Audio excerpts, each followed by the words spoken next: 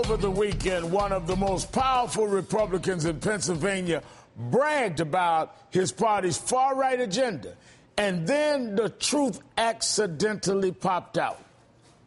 We are focused on making sure that we meet our obligations that we've talked about for years. Pro-Second Amendment, the Castle Doctrine's done.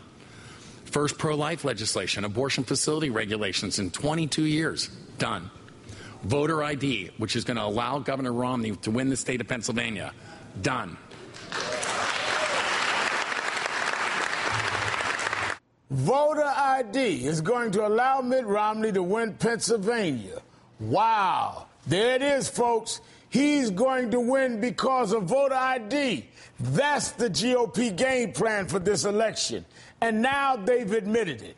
Last month, I talked about voter ID with 93-year-old Viviette Applewhite, a woman who marched for civil rights with Martin Luther King, but who now can't vote because of this new Republican law. I think that the reason that they want this ID and everything is because there's so many of the black people that doesn't have ID. And I think it is because they don't want Obama in there. So I think they're trying to do something to keep the black people from having the right to vote. The state estimates there are 96,000 voters like Ms. Applewhite who could be turned away from the polls because they don't have valid photo ID. Other estimates put it much higher. In a tight election, that could be enough to make the difference. That's why GOP lawmakers have passed voter suppression laws in half a dozen critical swing states over the last couple of years. States like Florida, Ohio, and Virginia. Republicans are trying to seize any advantage they can, even if it means taking away your right to vote. Joining me now is State Senator Dalen Leach, Democrat from Pennsylvania, and Michael Waldman, president of the Brennan Center for Justice at NYU School of Law. Thank you both for joining me. Thank you, Reverend. Good to be with you again, Reverend Al. Now, Senator Leach, let me start with you. Were you surprised when you heard your Republican colleague slip and say this about voter ID? Well, I was surprised that he said it, but I was not surprised in what he said, because when we debated this several months ago, I and others all made the case that this was about voter suppression. Voter impersonation, which is the only form of voter fraud that voter ID would address, never occurs in Pennsylvania. There's not one single documented case of it in 10 years. This was always about suppressing votes of the people who vote the wrong way, and the numbers we have are closer to 700,000 voters. They include poor people, African Americans, handicapped people, senior citizens, and students, all groups that conveniently enough happen to vote overwhelmingly Democratic. Behind closed doors, some of my Republican colleagues would openly say that this was about, but I was surprised that in the age of YouTube, someone would say it out loud like that. Now, Governor of Pennsylvania, Tom Corbett, Michael, he defended the voter ID bill, and let me show you what he says. Contrary to some claims, this bill does not interfere with anyone's legal right to vote. It prevents people from cheating in our elections. Some have argued that there is no evidence of voter fraud. I don't necessarily agree with that. And this is a law of prevention. It is to prevent voter fraud. Well, the facts are there's no voter fraud. There's been, in fact, the rate of voter fraud in Pennsylvania since 1999 has been 13 cases. No one has done more work in this area around the country than you have in the Brennan Center. I've been quoting you all over the country, and we've been dealing with this issue.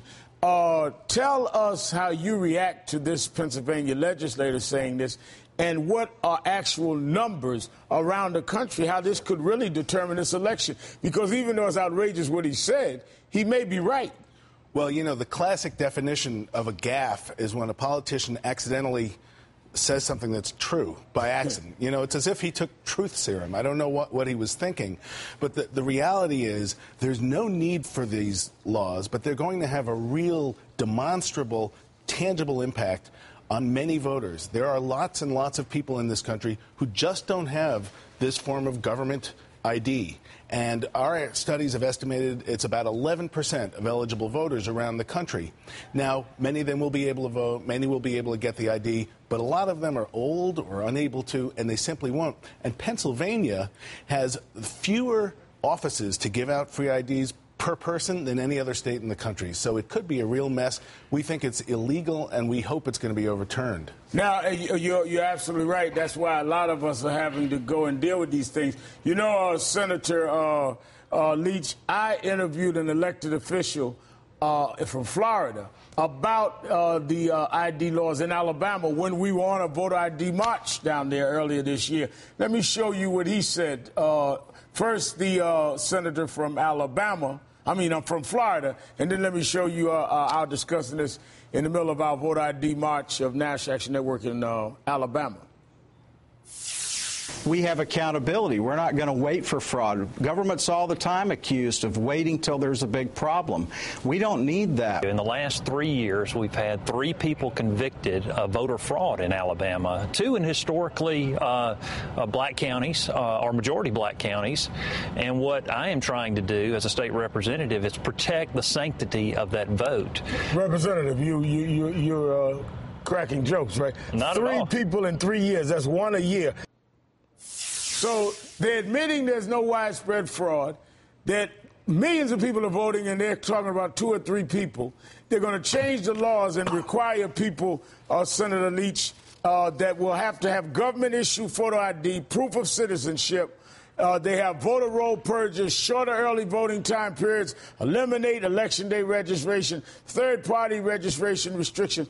All of this a solution for a problem that does not exist. And I think your colleague said it best. It's because they want to win an election, and they're going to try and overturn voter rights to do it. Well, absolutely. I mean, you cited Governor Corbett a moment ago. The last time I was on your show, we showed a tape of him saying that it was important to keep the vote in Philadelphia down. Too many people in Philadelphia are voting. So we know what's behind this. But it's important. You know, people say to me, why can't people get these IDs?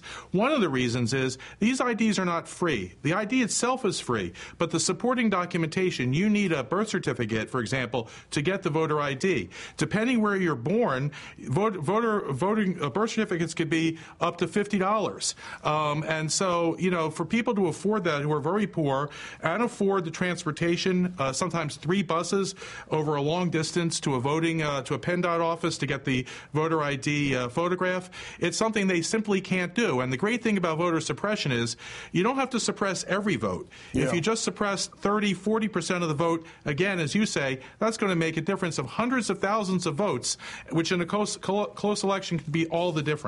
Michael, our concern is where do we go from here? I'm getting ready to do a voter ID tour around this issue.